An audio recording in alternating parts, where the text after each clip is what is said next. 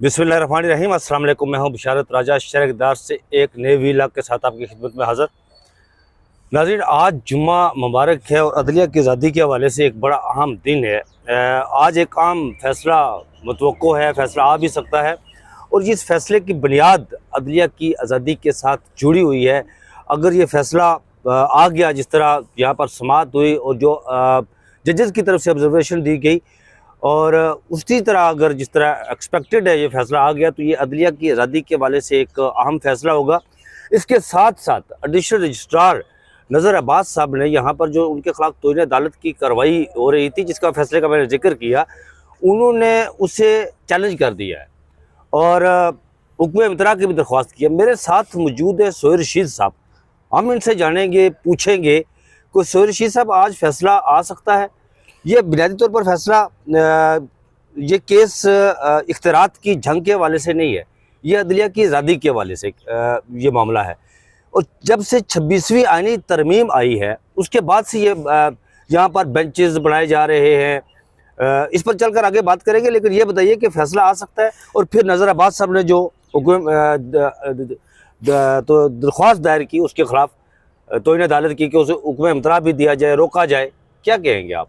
देखिए, सबसे पहले तो जो फैसला आपने पूछा, तो फैसला जो मैंने आज सुबह चेक किया है मुख्तलिफ सोर्सेज से, उससे पहले तो यही था कि ये मंडे को आएगा। ठीक है, जो कल फैसला महफूज हुआ है, ये 1-2 दिन इस पर टाइम लगेगा और बड़ा कंप्रीहेंसिव डिटेल जजमेंट इसमें हो सकती है। आज के लिए कोई मतलब कोर्ट स्टाफ को कोई ऐसी इंस्ट्रक्शंस नहीं थी कि आज कोई फैसला आ सकता है, लेकिन अब चूंकि नई डेवलपमेंट सामने आ चुकी है रात की, और इसमें देखना यह है कि जिस कमेटी ने ये केस लगाया वो सादा कमेटी है। अगेन उस पर जस्टिस मंसूर अली शाह ने क्या ऑब्जर्वेशन दी, क्या वो कमेटी इजलास का हिस्सा बने नहीं बने, और इस स्टेज पे फिर बड़ा सवाल यह है कि इंट्रा कोर्ट अपील जजमेंट से पहले इंटरटेन हो सकती है या नहीं हो सकती। ये बड़ा अहम सवाल है। ये बहुत बड़ा अहम सवाल है। फिर जो बेंच नया तश्कील पाया है, वो कोई ऐसा बेंच नहीं है इस पे आप बैठ करेंगे, ये तो पता नहीं ऐसा तो जस्टिस तरमीमुल्लाह में वापस आ गए, तो काफी सारी चीजें ऐसी हो रही हैं जिनको अभी फौरी तौर पर समझना, उनको वो करना आसान नहीं है, क्योंकि ये एक फाइनल जंग है। आपके इल्म में है कि सुप्रीम कोर्ट में भी नई असामियाँ क्रिएट की जा चुकी हैं, और मेरा ख्याल है कि अब हाई कोर्ट्स में पैकिंग होने के बाद यहाँ भी ये सिलसिला चलेगा। और जिस तरह से एक तासुर है कि हुकूमत मर्जी के जजेस लगा रही है, कल भी इसका जिक्र हुआ था।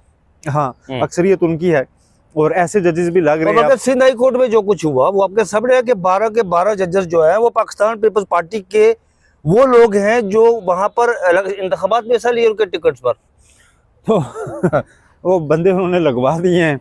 उसमें ऐसे लोग भी, एक अदे का नाम है जो रियाजत पहले शहर के, पता नहीं क्या नाम है उसका, जो पहले जज बन के कंफर्म नहीं हुए और दोबारा आ गए। खैर, वो तो अलग इशू है। अब सुप्रीम कोर्ट में जो पॉइंट मेरा है, सुप्रीम कोर्ट में भी अगर 18 नए जजेस आ गए तो फिर तो फुल कोर्ट का ऑप्शन भी कोई नहीं अवेल कर सकेगा। फिर तो जो है सारा मतलब जुडिशल सिस्टम से खत्म। जो मतलब दूसरी मुखालिफ आवाजें हैं उनके लिए जुडिशल सिस्टम खत्म।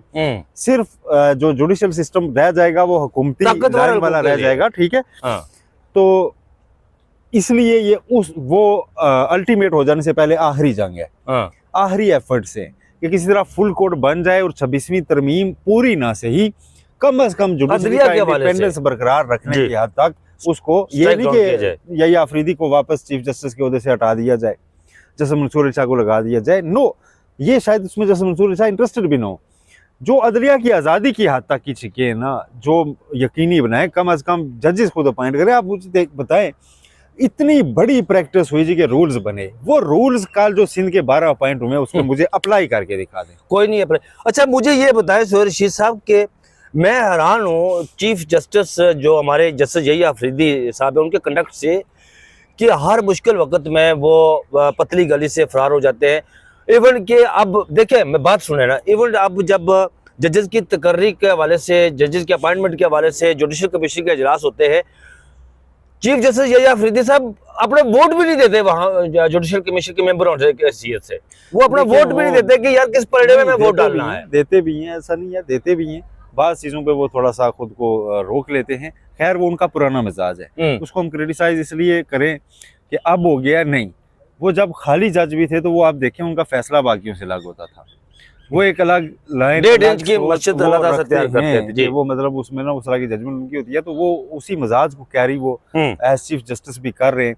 और वो मजाज ये है कि बहुत ज्यादा क्रीज से बाहर भी नहीं जाना, कोई रिस्क नहीं लेना, कोई ऐसा पुल शॉट बिला वजह नहीं मारना, ठीक है। बस जो एक ग्रामेटिकल शॉट्स है ना वो खेलते जाएं, सिंगल डबल करते जाएं। सोहेल रशीद साहब, 26वीं आईनी तरमीम आई, हम उस आएंगे जो एडिशनल रजिस्ट्रार नज़र अब्बास साहब ने जो अपील दायर किया यहाँ पर, उसके ऊपर बात करेंगे, आपसे पूछेंगे 26वीं आईनी तरमीम। मुझे ये बताइए कि आने के बाद दुनिया के किसी भी ऐसे मुल्क की कोई एग्जांपल दीजिए, कोई मिसाल दीजिए कि अगर आपके खिलाफ, आप पावर में हैं, अगर आपके खिलाफ कोई केस, अब देखिए दुनिया भर में ऐसा होता है कि जो हुकूमत होती है, सियासी हुकूमत, सबसे ज़्यादा उसके केसेस सुप्रीम कोर्ट, आला अदालतों में जाते हैं। आप पावर में हैं, आपके खिलाफ केसेस आते हैं सुप्रीम कोर्ट में, आप भी बेंच बनाते हैं यार कि ये मेरा केस इस बेंच के सामने नहीं लगना चाहिए, इस बेंच के सामने लगना चाहिए।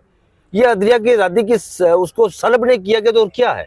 ये कोई ऐसा है कानून दुनिया में? आप जिस लबो लहजे में जितने सख्त सवालात उठा रहे हैं, आपको मैं ये भी बता दूं कि इसके भी आखिरी दिन है शायद आज सेनेट से भी वो पेका मंजूर हो जाना है, जिसके बाद आपका ये जो पूरा सवाल है ना, जैसे आपने चीफ जस्टिस यही आफरीदी का नाम लिया, पाकिस्तान का कोई भी शहरी आपके खिलाफ शिकायत दर्ज करा सकेगा, और शहरी के अलावा कोई और भी, ठीक है। पहले ये होता था अदालतें छोड़ देती थी कि जी मुतासरा फरीक ने नहीं दरखास्त की, ठीक है, तो अब मुतासरा फरीक के अलावा सारों को दायरा कार दे दिया गया है। फिर आप जो वसवसा फैला रहे हैं अवाम में कि जी देखिए अदलिया के अंदर कोई इस तरह की जंग चल रही है, इस पर आपको 3 साल कैद हो सकती है।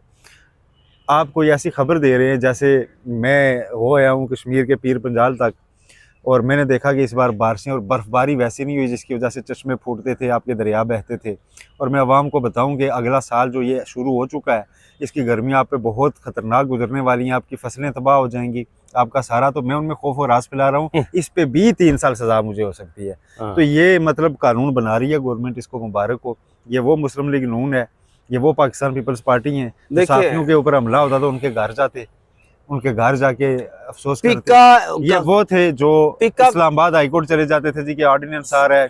लेकिन मैं आपको ये जरूर बता दूं, पाकिस्तान तहरीक इंसाफ को जब लगा था ना कि अब हमारे लिए हुकूमत करना मुश्किल हो गया और गेम हाथ से निकल रही है, तब उन्होंने पीका ऑर्डिनेंस लाया जी।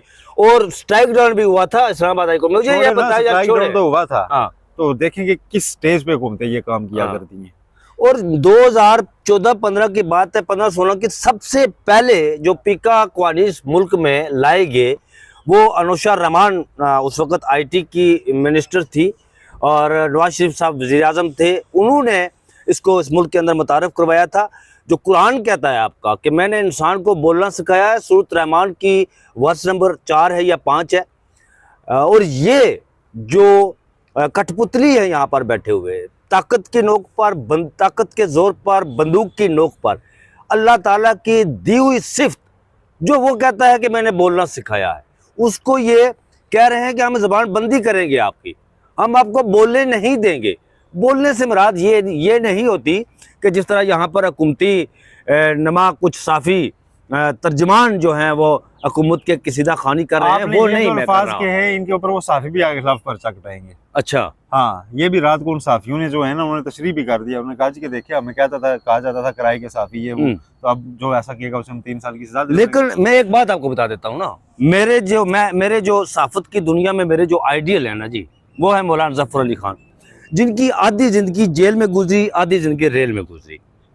अगर अल्लाह ताला कहता है ना कि मैंने आपको बोलना सिखाया, वो एक आजकल ड्रामा जो आपने मुझे रिकमेंडेड किया था, जो नीलो नील, तन मन मेरा नीलो नील, आप लोगों को रिकमेंड कर, उसमें मैं बताता हूँ, उसमें वो जो खातून होती है, जो डांसर लड़का होता है, उसकी माँ जो होती है, वो उसे कहती है कि वो से उनके साथ कोई ज्यादती होती है, तो वो दोनों बच्चे उनके पास जाते हैं, तो पूछते हैं कि हम क्या करें।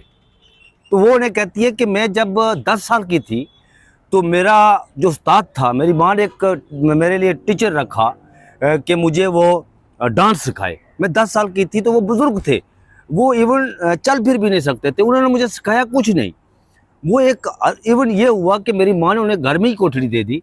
मैं घर में उनके पास जाती तो एक दिन मेरी माँ घर नहीं थी, उन्होंने मुझे बुलाया, मैं उनके पास चली गई, तो उन्होंने मुझे कहा है, लड़की एक बात मेरी याद रख, जो जुल्म पर खामोश रहता है ना, ये भी एक बहुत बड़ा जुल्म है, जो जुल्म पर खामोश रहता है। उसने कहा कि मुझे, उसके बाद उन्होंने कहा कि जा मेरे लिए ठंडा पानी ला। मैं बाहर चली गई तो देखा कि मेरे घर में चूजे थे, उन पर बिल्ली झपट पड़ी। मैंने बिल्ली को वहाँ पर गया और दिन भर मैं चूज़ों की रखवाली करती रही।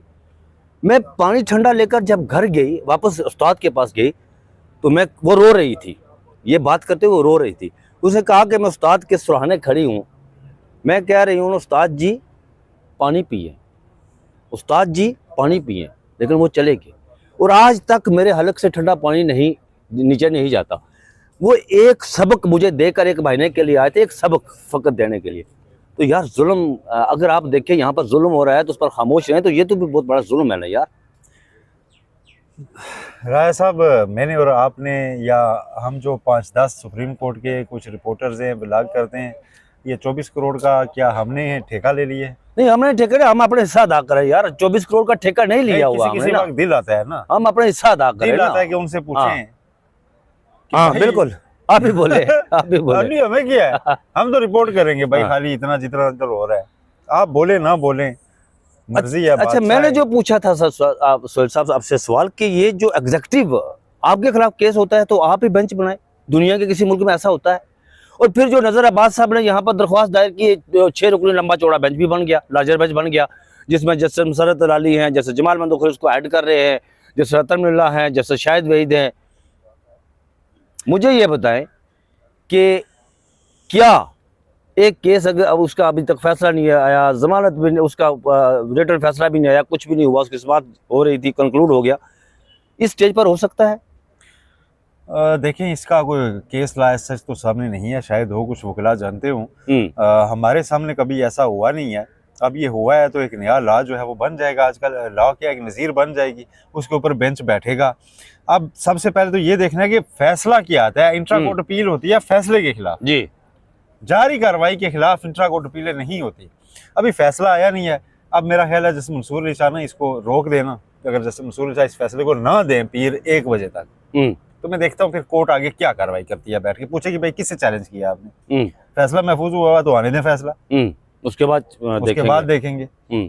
तो ये इन्फ्रक्शस हो सकती है। आप क्या समझते हैं कि ये सिर्फ जस्ट मंसूर अली शाह फैसला ना दें इन 6 जजेस को? जस्टिस यही अफरीदी साहब ने ये को गेम पलट कर वार किया है या क्या हुआ? नहीं, कोई पलट के वार नहीं किया, लेकिन ये मैं आपको बताया ना, फाइनल जंग है तो उसमें एक तरफ से अगर पेशबंदी है, दूसरी तरफ से भी है, और वहाँ से भी वो ये कोशिश ये कर रहे हैं वाज़े तौर पर कि किसी तरह 2 चीज़ें होनी है राय साहब। 26वीं तरमीम पे फुल कोर्ट ना बने, एक साइड की ये कोशिश है, और वो हर हद तक जाएंगे। और मैं आपको बता दूं, जो लोग खुश हुए हुए ना जस्टिस आयशा मलिक को बेंच में शामिल कर लिया 26वीं तरमीम के लिए, वो आईनी बेंच तासुर ये दे रहा है कि ये फुल कोर्ट बैठ रही है। फुल कोर्ट 8 रुकनी फुल कोर्ट बैठ रही है आईनी बेंच की, इसलिए उनको शामिल किया गया है। ठीक है, ये किसी की ख्वाब में कोई मत रहे, और वो इसका यही रिस्पॉन्ड करेंगे कि आप फुल कोर्ट की तारीफ ये है कि आईनी मामलात में फुल कोर्ट हम हैं। जिस तरह पहले जैसे जमाल मंदोखरी ने केस में ऑब्जर्वेशन दी थी, और वो उसकी तशरीह कर देंगे। ठीक है कि जी हम हैं, तो ये आईनी बेंच ही सुनेगा। आईनी बेंच में किस हद तक फिर 26वीं तरमीम बरकरार रहती है ये देखना है। इस दौरान दूसरी कोशिश ये है कि किसी न किसी तरह उस तरह, देखिए आज तो नहीं हुआ, जिस दिन ये 26वीं तरमीम के बाद प्रैक्टिस एंड प्रोसीजर की अभी साबका कमेटी बरकरार थी, जस्टिस मुनीब अख्तर, जस्टिस मंसूर अली शाह ने बैठ के कहा था कि फुल कोर्ट में लगाएं, नहीं लगाया गया। हालांकि लॉ ऑफ लैंड था उस वक्त कि कमेटी ने फैसला कर लिया लगाएं फुल कोर्ट में, नहीं लगाया गया। किसने नहीं लगाया? रजिस्ट्रार साहिबा ने नहीं लगाया, जो अब चली गई और लाहौर हाई कोर्ट में जज का नाम उनके लिए और नाम उनका जस्टिस मंसूर शाह ने पेश किया, जस्टिस मंसूर अली शाह ने पेश किया, और यहाँ भी रजिस्ट्रार के लिए नाम उन्होंने पेश किया हुआ था। तो मुझे तो ये चीजें सारी समझ में नहीं आती सर, कि जब आप एक तरफ देख रहे हैं ना, अभी देखें वो नॉमिनी है, उनके बारे में कोई बात नहीं करनी चाहिए, खवातीन को आना चाहिए, हमारी जुडिशरी में आगे आना चाहिए, उन बेचारी की तरह, बिल्कुल। और जजीला असलम साहिबा बहुत प्रोफेशनल थी अदरवाइज। लेकिन देखें, रजिस्ट्रार को कमेटी ने ऑर्डर किया था कि ये फुल कोर्ट के सामने 4 तारीख को लगना है, उन्होंने नहीं लगाया था। तो फिर आप रूल्स अप्लाई करें जरा, जो अभी बने कि एक बंदा जो प्रेशर फेस कर सकता हो किया था, नहीं किया था। तो रहने दें, लोगों के साथ मजाक ना करें। जुडिशरी इस मुल्क का सबसे खराब ऑर्गन है, था भी, आज भी है, और ठीक होने के इम्कान, आखिरी सवाल, ठीक होने के इम्कान खत्म हो चुके हैं आखिरी। अच्छा, मैं यही पूछना चाहता था कि क्या अदलिया की आज़ादी जो सलब की गई है, वो कहीं आप बहाल होता हुआ नजर देख रहे हैं? अदलिया की आज़ादी को बहाल किसने करवाना है? अदलिया की आज़ादी को अदलिया ने खुद बहाल करवाना जी, है। मैं यही यही पूछ रहा हूँ। अदलिया के अंदर जब लोग होते हैं ना कि अदलिया एक फैसला दे और उसमें से 2 जज लिखे जिस फैसले पे अमल ना करना, चीफ जस्टिस लिख के जाए जी कि इस फैसले पर अमल करने की जरूरत नहीं है। हाँ, चीफ जस्टिस और 7 जज। हाँ, हाँ। तो फिर अदलिया आज़ाद नहीं हो सकती। फिर वकला सारे जो हैं, जो इसमें बड़े स्टेक होल्डर हैं, वो अगर खुश हों इस पामाली पे, तो फिर हम क्या कर सकते हैं? अच्छा, फिर अदलिया की आज़ादी शायद किसी के भी फेवर में होती नहीं है, लेकिन एक चीज़ मैं आपको बता दूं, ये जितने भी इस खेल के प्लेयर्स हैं, वो आपस में बैठें और एक सवाल का जवाब ढूंढें कि जब आम शहरी को आप ये तासुर दे देंगे कि आपके लिए अब जुडिशरी एग्जिस्ट नहीं करती, वो हमारे लिए है, तो जो लोग आपस में लड़ बुझ के कहते थे कि हम अदालत चले जाएंगे, जिनको अदालत से उम्मीद होती थी कि वहां से इंसाफ मिलेगा, सुने कि अदालत से मिलेगा इंसाफ, मीडिया बनेगा आवाज, आवाज कर दी बंद, अदालत कर दी उनके बंद, तो उनके पास रास्ता कौन सा बचा है? कहीं तो रास्ता निकालेंगे ना वो। ये सारे प्लेयर्स उसका रास्ता रखें, अगर रास्ता बंद करेंगे तो वो रास्ता ऐसा निकालेंगे कि वो चारों निवारे। वो कहते हैं ना, इस पर बात कंक्लूड करता हूँ आपकी बात से, बड़ी खूबसूरत बात की आपने। वो कहते हैं ना कि बिल्ली को अगर एक कमरे में बंद कर दिया जाए ना मुकम्मल तौर पर, और आप उस कमरे के अंदर दाखिल हो ना, दरवाजा बंद कर, कोई उसका रास्ता बाहर निकलने के लिए छोड़ा, बिल्ली आप पर चपट पड़ेगी और आपको लूलहान कर देगी। और इस वक्त यही सिचुएशन हो रही है पाकिस्तान के अंदर। देखिए, ये इसमें कोई, मैं किसी को कोई थ्रेट नहीं कर रहा, मैं किसी को कोई इंस्टिगेट नहीं कर रहा, मैं किसी को कोई, मैं वो बता रहा हूँ जो आज तक की तारीख इंसानी का सबक है, जो एक लॉ ऑफ नेचर है कि आप जब सारे रास्ते बंद करते हैं तो फिर प्रेशर बिल्ड होता है, वो प्रेशर कुकर बन जाता है, वो एक दिन ब्लास्ट होता है।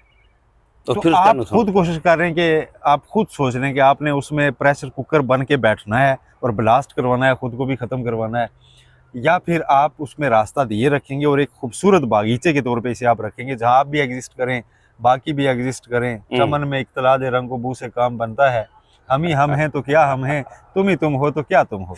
बहुत शुक्रिया सोहेल रशीद साहब। नाज़रीन, सोहेल रशीद साहब ने मेरे तमाम सवालों के जवाब दिए और आप यकीनन इनसे जो सवालात मैंने इनके सामने पेश किए, आप भी, आपकी तशवीह हो जाएगी। यही कहते हैं, तशवीह ना हुई तो चले, आपको एक सीखने को मिलेगा। मुझे और सोहेल रशीद साहब को दीजिए इजाज़त। अपना बहुत सारा ख्याल रखिएगा। अल्लाह हाफिज़।